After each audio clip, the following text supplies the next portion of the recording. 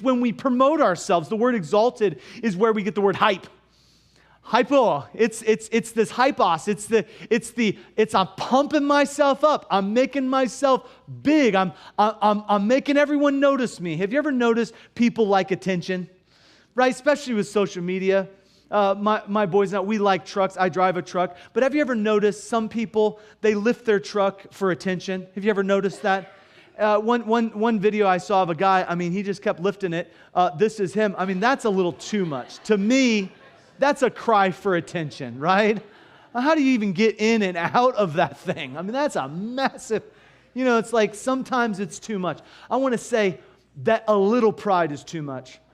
When we elevate ourselves, when we lift ourselves up, when we're puffed up, I'm telling you, everyone sees it but us. I want to encourage all of you in here to know that pride will bring you low, that there is a alarm going off, and if you know anything about me, my brain shuts down. So if that's you, just press the little clickers. So we will have a bit of an intermission while we're waiting for that. Hey, crime babies, I can preach all through it.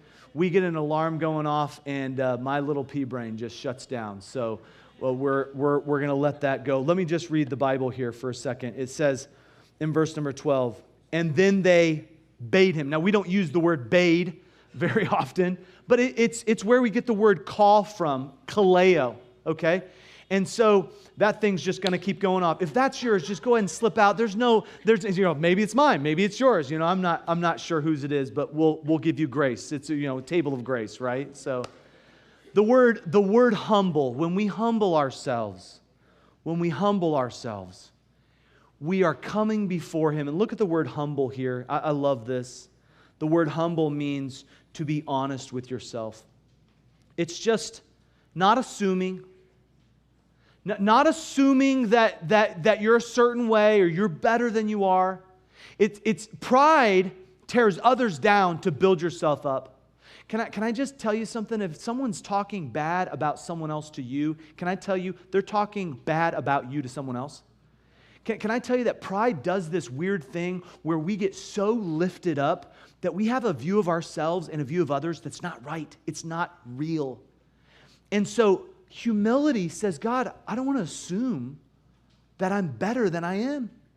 I don't want to assume that I'm better off. Listen, pride will make us low, but humility exalts us. Why? What happens is we say, God, I'm willing to view myself the way that you view me. So instead of making prideful assumptions about yourself and others, why not just open up God's Word and go to Him in prayer and ask for perspective?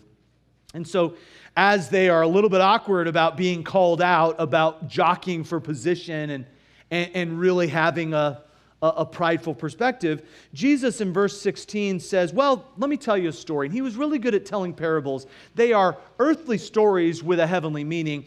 And so all of these earthly occurrences in the story has a heavenly meaning. So in verse 16 He says, and a certain man had a great supper. Okay? And they're probably looking around, like this, a great supper. And in verse 17 He says, and he sent his servant at supper time, and he told them, hey, we have food. It's ready. We've cooked the meal. We have food for you. Come in. Look at what it says at the end of verse 17.